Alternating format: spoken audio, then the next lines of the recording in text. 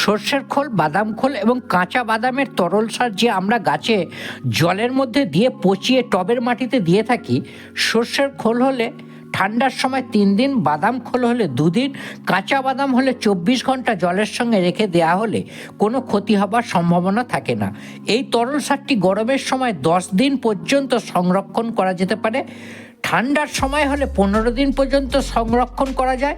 এর বেশি হলে পুষ্টির তারতম্য ঘটতে পারে, দুর্গন্ধ বাড়বে, সঙ্গে বিভিন্ন খারাপ জীবাণুর সংক্রমণ ঘটতে পারে, যা আমাদের এবং গাছেদের ক্ষতি হতে পারে। তবে অনেক সময় দেরি হতে পারে বা অবশিষ্ট কিছু থেকে যেতে পারে।